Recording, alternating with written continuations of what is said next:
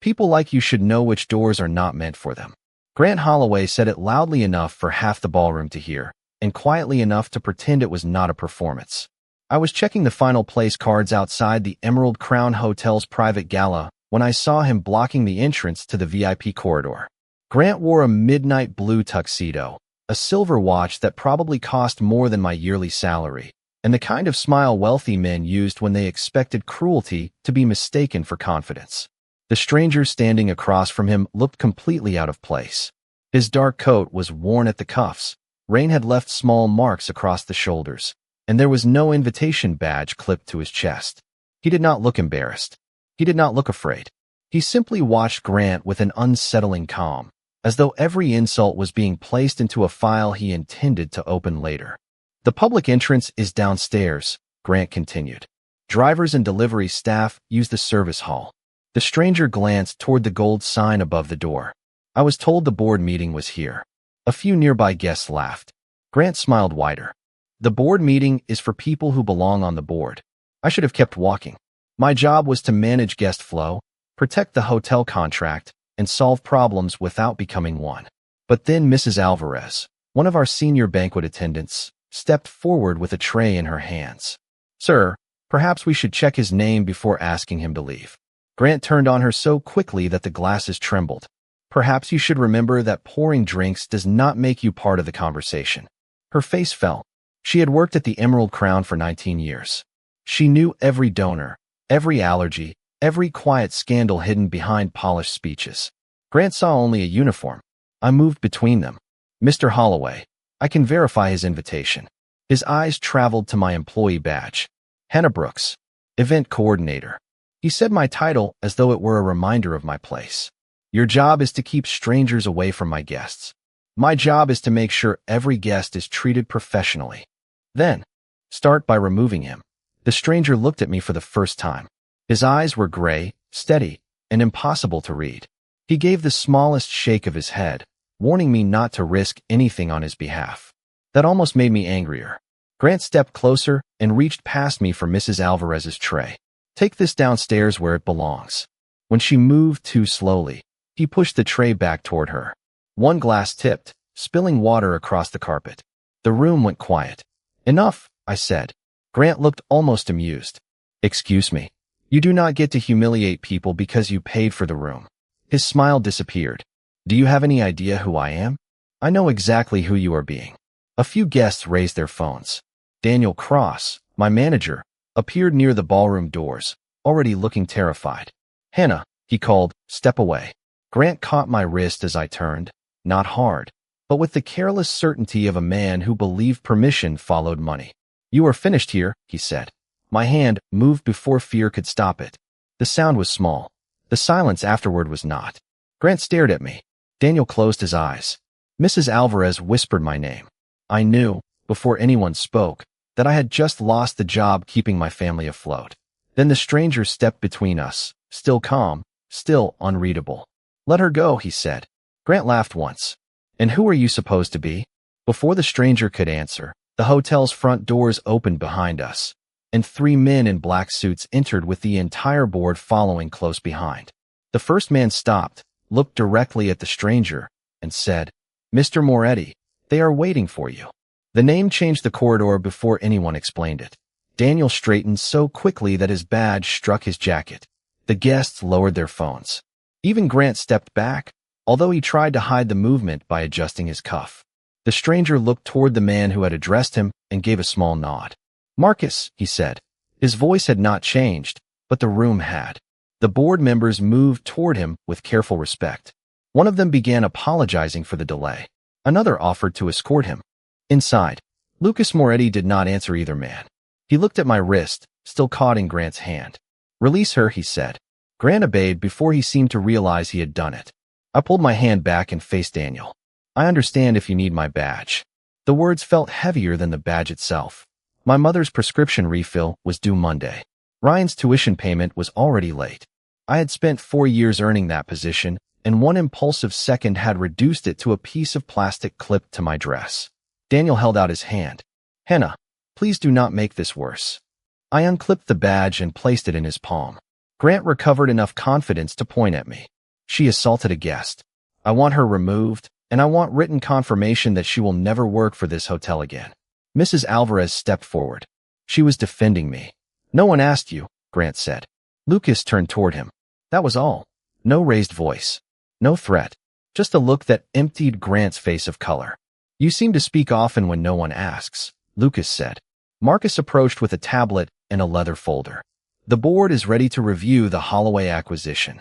Grant's eyes moved between the documents and Lucas. You are the private investor. Lucas removed his worn coat and handed it to Marcus.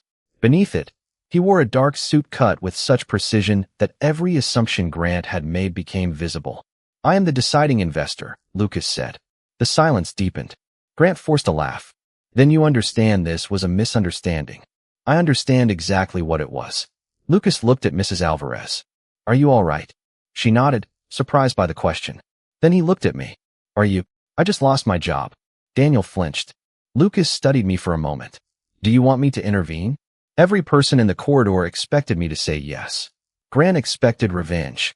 Daniel expected rescue. I looked at the employee badge in my manager's hand and thought about what power usually did when it entered a room.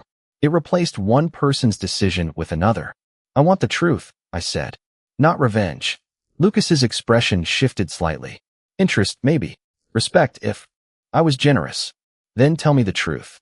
Grant insulted your clothes because he thought you worked for someone else.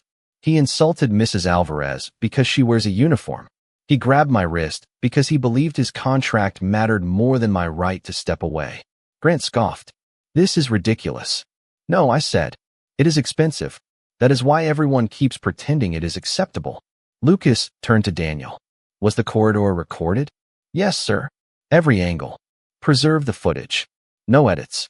No internal review before my counsel receives a copy. Daniel nodded.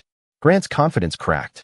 You cannot let one employee derail a deal worth hundreds of millions of dollars. Lucas looked at him. She did not derail anything. She revealed it.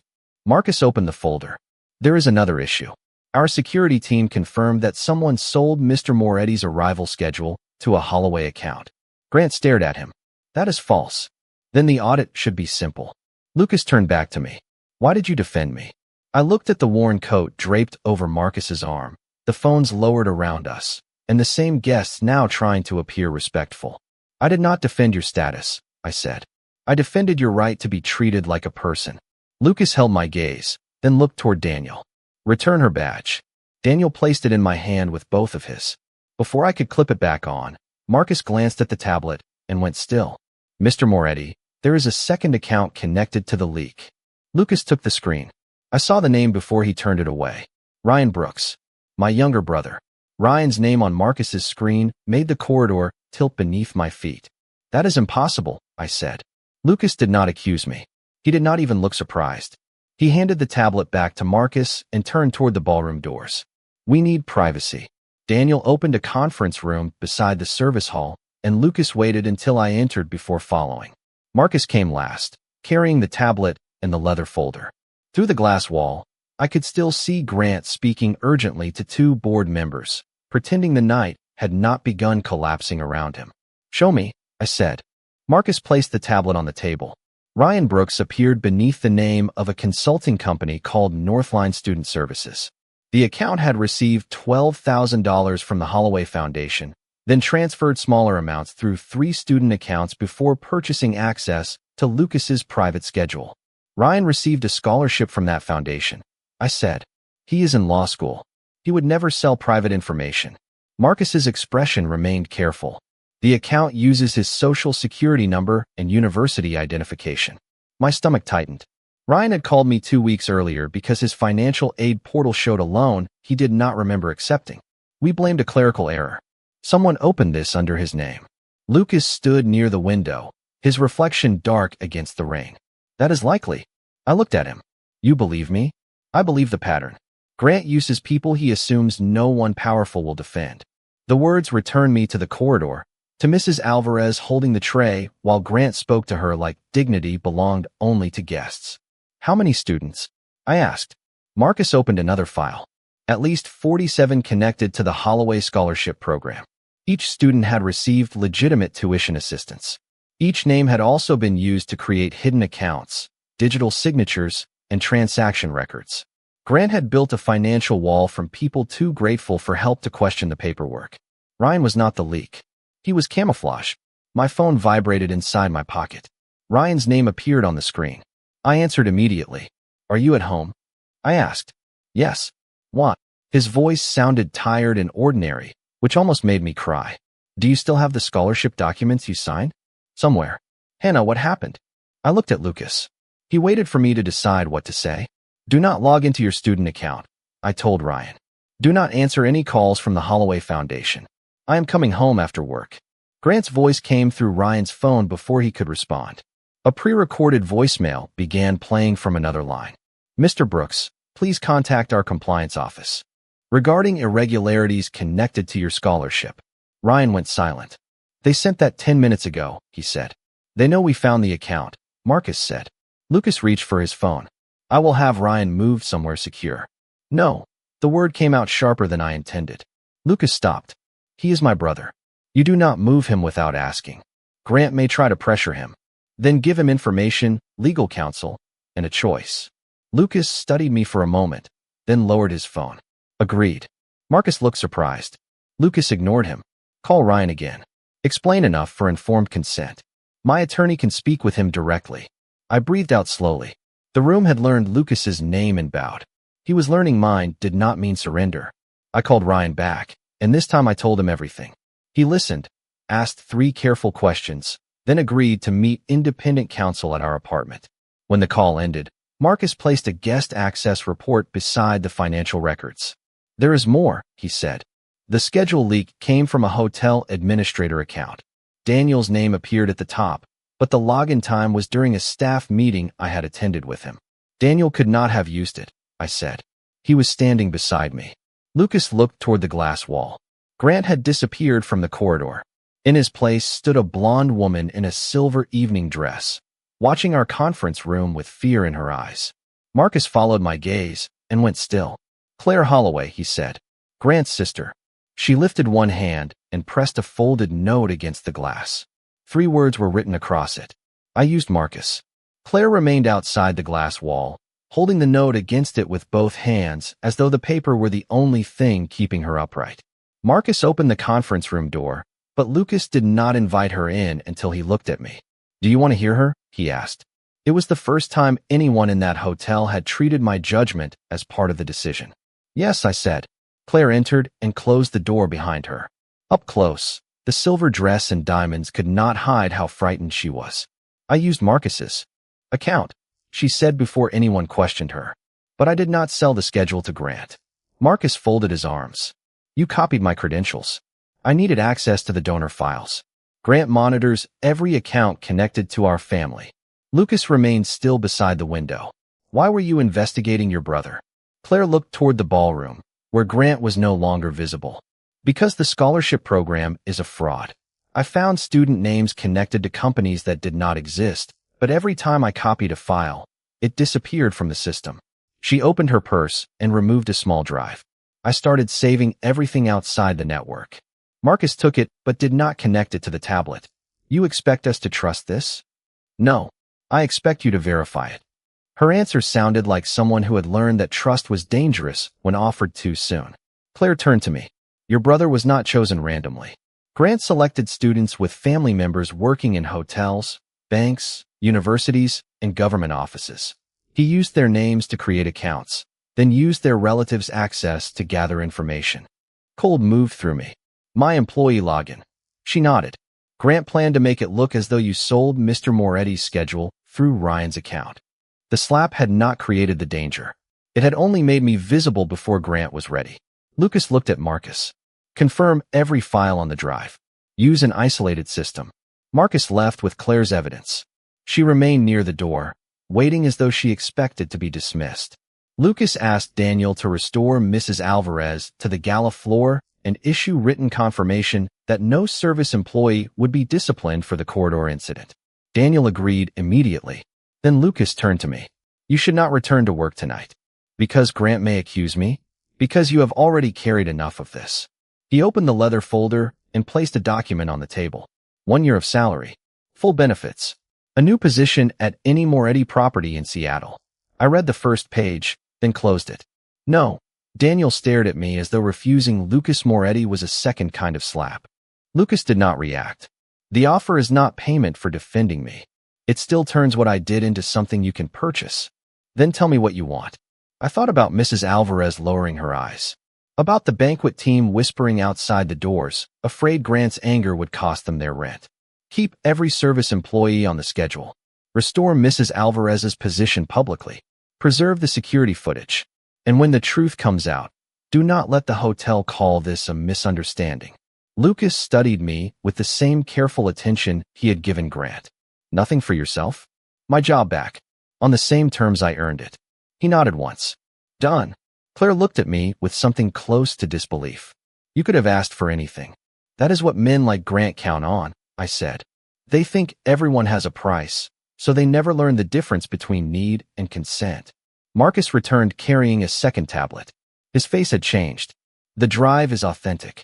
There are 47 student accounts, 6 hotel credentials, and 9 private schedules. He set the tablet before Lucas. But Grant already activated the backup plan. My photograph appeared beneath an internal security alert. The accusation was simple. Hannah Brooks had sold confidential guest information through an account connected to her brother. A press statement had been scheduled for release in 20 minutes. Lucas reached for his phone. I can stop it. No, I said.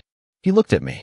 If you erase the accusation with power, people will still believe it was true. I clipped my employee badge back onto my dress. Let him release it. Daniel whispered my name. Lucas's eyes narrowed, not in anger, but understanding. What are you going to do? I looked through the glass toward the ballroom stage, where Grant Holloway had just stepped behind the microphone. I'm going to make him explain it in front of everyone. Grant's voice carried across the ballroom before I reached the stage. Tonight should have been about innovation, opportunity, and the future of Seattle, he said, one hand resting beside the microphone. Unfortunately, we have discovered a serious breach involving a hotel employee and confidential guest information. My photograph appeared on the screen behind him. A murmur moved through the room. Daniel stopped several feet behind me. Lucas remained near the conference room doors, exactly where I had asked him to stay. He could have ended the speech with one phone call. Instead, he let me decide when the truth entered the room. Grant pointed toward the financial chart beside my photograph. Evidence indicates that Hannah Brooks used her employee access to obtain private schedules and transfer them through an account registered to her brother. Cameras turned toward me. My badge suddenly felt heavier against my dress. I walked to the edge of the stage. May I respond? Grant smiled as though he had been waiting for me to make the mistake of speaking publicly. This is not a staff meeting. No, I said. It is a public accusation. That deserves a public answer. Several guests nodded. Grant could not refuse without looking afraid, so he stepped away from the microphone. I climbed the stairs and faced the screen. My brother received a Holloway Foundation scholarship 2 years ago, I said. He believed it paid tuition. What it actually did was give someone access to his identity. Grant folded his arms. That is an outrageous claim. Then explain why 47 scholarship recipients have accounts connected to companies they have never heard of. The room shifted. Parents looked toward one another. A university trustee near the front lowered his glass. Claire entered the ballroom carrying printed records, but she stayed near Marcus. Grant saw her and lost the smile. You stole private documents, he said. I preserved them, Claire answered. Because you kept deleting the originals. Grant looked at the board members. My sister is unstable. Claire flinched, but I kept my eyes on him. That is what powerful people say when someone close to them stops protecting the lie. I asked Daniel to display the account timeline. He hesitated, then connected the hotel system to Marcus's verified copy. The screen showed Ryan's scholarship payment, the hidden account created 3 days later, and the scheduled purchase linked to my employee credentials. I was working a 12-hour banquet shift when that account was opened, I said. The hotel records prove it. Ryan was sitting for a law school exam 30 miles away. The only person with access to both sets of information was someone inside the Holloway Foundation. Grant stepped toward the microphone. You are a hotel employee trying to interpret complex financial systems. That is true, I said. I am a hotel employee. That is why I notice the details men like you assume nobody sees. The ballroom went silent. I pointed to the access log. Every false student account was opened within 24 hours of a gala, fundraiser, or university event. You used service staff, scholarship students, and their families because you believed none of us would be listened to. Grant's face tightened. You have no proof I authorized any of this. Claire lifted the drive. I do. He turned toward her. You do not understand what you are destroying. I understand exactly what you built, she said. Lucas still had not moved. Grant looked toward him, desperate now. Moretti, you cannot let an employee and a frightened girl derail an acquisition worth hundreds of millions. Lucas answered from the back of the room. Hannah asked for truth, not rescue. Grant looked at me again, finally realizing that Lucas would not take the microphone away from me. My phone vibrated. Ryan had sent a photograph of his original scholarship agreement. A handwritten authorization number appeared at the bottom.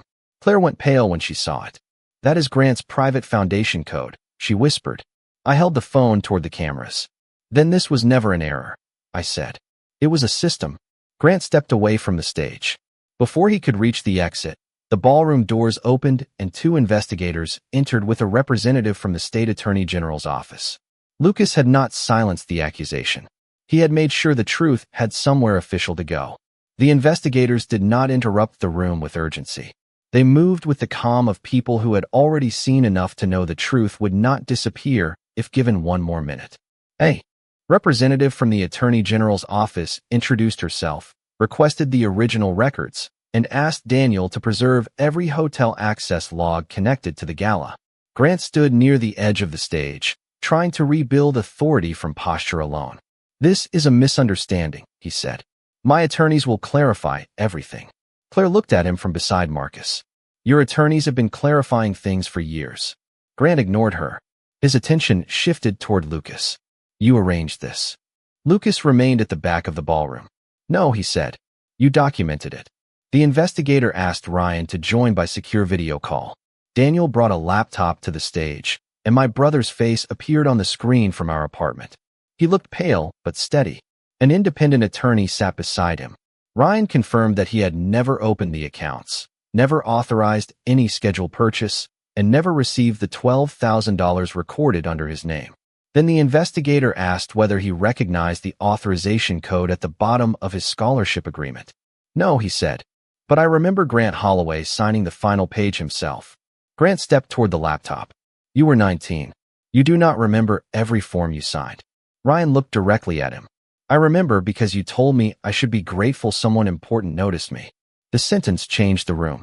Grant had used gratitude as a lock, and now the people he believed would remain silent were naming every key. Marcus placed the verified drive into an evidence bag. Claire gave a formal statement. Daniel turned over the security footage. Mrs. Alvarez approached the investigator and described what she had witnessed in the corridor. One by one, the people Grant had dismissed became part of the record. Lucas still did not take control. That was what surprised me most. Power stood available to him in every direction, but he kept choosing restraint.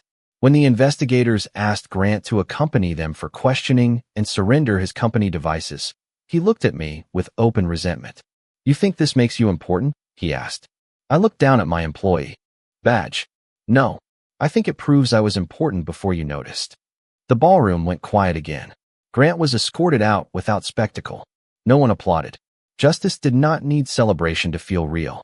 After the doors closed, the board suspended the acquisition and announced an independent forensic review of every Holloway Foundation account. Daniel restored Mrs. Alvarez's position publicly and confirmed that no service employee would face discipline. Then he turned to me. Hannah, your job is secure. I nodded, but the relief did not arrive the way I expected. Too much had happened for one sentence to return the night to normal. Lucas approached only after the investigators left the stage. You handled the room well, he said. I handled the room because you stayed out of it. I know. He looked toward Marcus, who stood several yards away reviewing the copied access logs. I did not stay out of everything. What do you mean? Lucas handed me a printed report. Marcus Vale's account had been used 3 times to enter restricted systems, but 2 of the logins occurred while he was traveling with Lucas. The third happened at the Emerald Crown using a device registered to Claire. So Marcus was framed too, I said. Yes. Lucas's expression tightened. I was prepared to remove him before you questioned the timing. Marcus heard the words and looked up. Lucas turned toward him. The entire team went still. I was wrong, Lucas said. I should have verified the evidence before judging your loyalty. Marcus seemed more surprised by the apology than the accusation. Understood, he said quietly. No, Lucas replied. Not understood. Corrected. I watched the men around him absorb the difference. Lucas Moretti had spent years making certainty look like strength. In front of his own people, he chose humility instead. Then Claire approached with one final document from the drive. There is another scheduled release, she said. Grant prepared it in case tonight failed. My name appeared at the top of a press packet accusing me of theft, extortion, and conspiracy. The release time was set for 8 o'clock the next morning. Lucas looked at me. I can stop it. I read the false accusations once, then folded the page. Do not erase it, I said. Let him publish every lie. Marcus frowned. Why? I clipped my badge more firmly to my dress. Because tomorrow, I want the people he used to hear the truth from someone he thought would never reach a microphone. At 8 o'clock the next morning, Grant's press packet appeared across every local news site exactly as Claire had warned. By 8:15, my photograph was attached to words like theft, extortion, and organized conspiracy. By 8:30, reporters were waiting outside the Emerald Crown. Daniel offered to let me use the employee entrance. I refused. If I hide, I said, the headline becomes the only version people see. Lucas stood near the lobby windows wearing the same worn coat from the night before. He had changed nothing except the way he used his power. My legal team can issue a statement, he said. Your legal team should confirm the evidence when I ask. Nothing more. Understood. And you stay off the stage. His eyes held mine. Unless you call my name. The hotel had moved the press conference into the ballroom, where cameras now faced the same stage Grant had used to accuse me. Service employees lined the walls. Scholarship students joined through a video screen. Ryan sat in the front row beside his attorney. Mrs. Alvarez stood near Daniel, still wearing her banquet uniform. I clipped my employee badge to my jacket and stepped behind the microphone. The room quieted, but not respectfully. Not yet. A reporter raised his hand before I spoke. Miss Brooks, did you use hotel credentials to obtain confidential information? No. Did your brother receive money connected to the Holloway Foundation? His identity received it. He did not. Another reporter called out. Grant Holloway says you demanded financial compensation in exchange for silence. Grant Holloway also said I sold information through an account created while I was working a 12-hour shift in this building. I placed the hotel access logs on the display screen. The time records prove I never opened that account. My brother's exam records prove he did not open it either. Questions rose. From every direction. I kept my hands against the podium until the room stopped spinning. 47 students were used, I continued. Their names became financial cover. Their gratitude became permission they never gave. Hotel workers, university staff, and family members became access points because powerful people assumed we would be too afraid of losing our jobs to ask questions. A reporter near the aisle frowned. You are making serious accusations against a major employer. That is why I brought evidence instead of influence. Claire stepped forward with copies of the foundation records. Ryan's attorney presented the identity documents. Daniel confirmed the hotel logs. Mrs. Alvarez described the corridor incident. Each person spoke for themselves.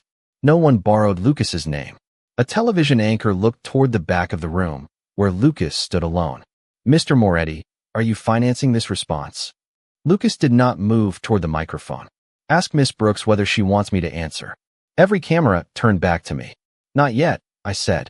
The anchor looked surprised. So did half the room. I opened Grant's press packet and held up the page accusing me of extortion. He claims I demanded money. Mr. Moretti offered me 1 year of salary after I lost my badge. I refused it. Daniel confirmed the offer. What did you ask for instead? Another reporter said. Protection for the service staff. Restoration of Mrs. Alvarez's position. Preservation of the security footage. My own job back on the terms I earned. The room changed slowly. Pins stopped moving long enough for people to listen. I looked toward the video screen filled with students whose names had been used. This is not a story about one employee being framed. It is about a system built on the belief that ordinary people are invisible. Then I looked at Lucas. Mr. Moretti. Only then did he step forward. He stopped beside the stage, not on it. All verified records have been delivered to the State Attorney General, federal financial investigators, and independent counsel, he said. The Holloway acquisition is terminated. A reporter asked whether he intended to retaliate against Grant. Lucas looked at me before answering. No. Evidence will do what fear cannot. The press room fell silent. I had once defended a stranger because everyone else believed his clothes made him powerless. Now he returned the favor by refusing to let his power erase my voice. The press conference ended, but the truth did not stop moving when the cameras turned off. By noon, the Attorney General's office had frozen every Holloway Foundation account connected to the student records. By 2, 3 universities announced independent reviews. By 4, the Emerald Crown lobby was filled with families holding scholarship letters they no longer trusted. I stayed in the ballroom with Ryan, Claire, Mrs. Alvarez, and a team of investigators who asked the same questions in different ways because accuracy mattered more than speed. Lucas remained nearby, but he never answered for me. He sat at the far end of the room with Marcus, reviewing documents only when the investigators requested them. Grant had spent years teaching people that power meant controlling the version everyone heard. Lucas was showing me another kind. He let the facts stand without placing himself in front of them. Near sunset, Claire received a call from Grant's attorney. She listened for less than a minute before putting the phone on speaker. Grant wants me to withdraw my statement, she said. The attorney's voice remained polished. Mr. Holloway is concerned that Ms. Holloway has been pressured by individuals seeking control of the company. Claire looked across the room at Lucas. No one pressured me. Your brother believes you are confused. Her face tightened. I recognized the strategy. Grant had called her unstable the moment she stopped protecting him. Ask him one question, I said. Claire looked at me, then spoke into the phone.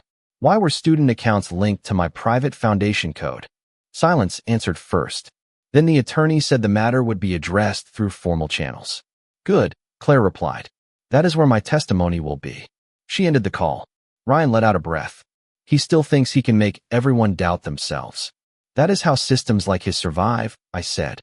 Not because the lie is perfect. Because people get tired of defending the truth. Lucas stood and approached only after the investigators closed their files. The board voted, he said. Grant has been removed from every Holloway company pending the investigation. Claire looked down at her hands. Relief and grief crossed her face together. He is still my brother. Lucas nodded. Truth does not make that easier. It was the most human thing I had heard him say. Daniel entered carrying my employee badge in a small velvet box. The hotel wants to promote you to director of events, he said. Effective immediately. I looked at the box but did not take it. Why? Because of your leadership. Or because the press liked the story? Daniel had the decency to look uncomfortable. Both, probably. Then wait until the cameras leave. If you still believe I earned it next month, ask again. Mrs. Alvarez smiled from across the room. Lucas did too, barely. Outside, reporters still crowded the entrance. Marcus offered to take us through a private exit.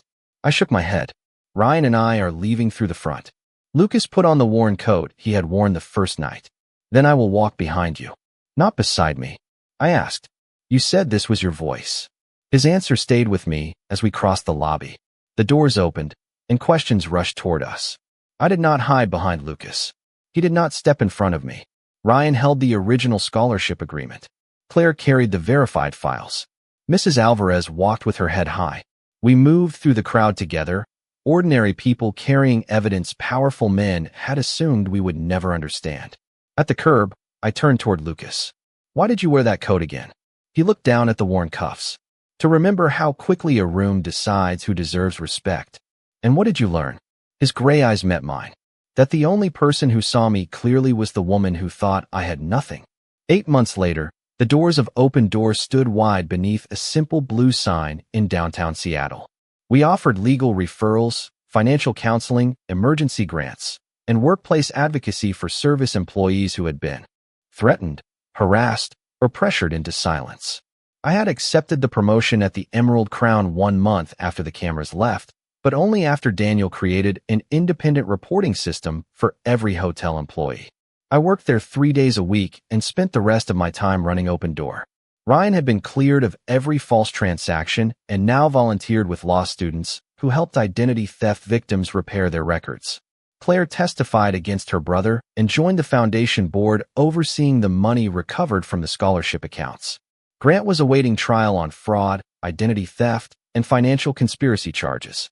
Mrs. Alvarez supervised our hospitality training program and reminded everyone that 19 years of banquet service made her more qualified than most executives who had once ignored her. Lucas funded Open Door through an anonymous trust. His name appeared nowhere in the building. That had been my condition. He agreed before I finished explaining it. On opening morning, volunteers filled the lobby with folding tables, coffee, and stacks of information packets. A gold ribbon stretched across the entrance, but I refused to place a private guest list behind it.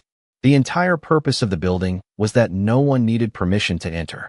Just before noon, I saw a familiar dark coat outside the glass doors. Lucas stood alone on the sidewalk.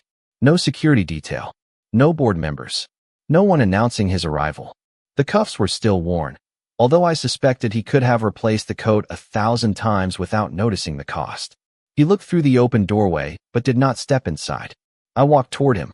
"You know this door is open to everyone," I said. "That is what the sign says. Then why are you standing outside?"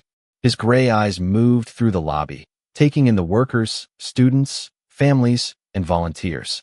I wanted to know whether it was open to me. The question carried none of the certainty he had worn the first night. I folded my arms. "Only if you enter without expecting the room to bow." I stopped expecting that. People still do it. Then I will keep reminding them not to. Behind me, Ryan called my name because the ribbon ceremony was ready. Lucas glanced toward the gathering. "Do you want me there?" 8 months earlier, he would have entered first and assumed the answer. Now he waited on the sidewalk while ordinary people moved freely past him. "Yes," I said, "but not as the man who paid for the building." "Then who?" I looked at the coat Grant had judged, the man I had defended before I knew his name, and the quiet restraint he had practiced every day since. As someone who understands why the door matters. Lucas stepped inside beside me. Conversations continued. No one fell silent. No one moved out of his path. Mrs. Alvarez handed him a box of information packets and told him to place them on the registration table. He accepted the task without argument. I laughed before I could stop myself. He looked at me. "Would you still defend me now?" "Only if you are right." "That seems fair." At the ribbon, I spoke about workers whose uniforms made people underestimate them and students whose gratitude had been turned against them. Then I handed the scissors to Mrs. Alvarez. When the doors officially opened, Lucas remained behind the crowd instead of moving ahead of it. Everyone else had respected him after learning his name. He became important to me because he learned how to enter a room without needing anyone to fear it.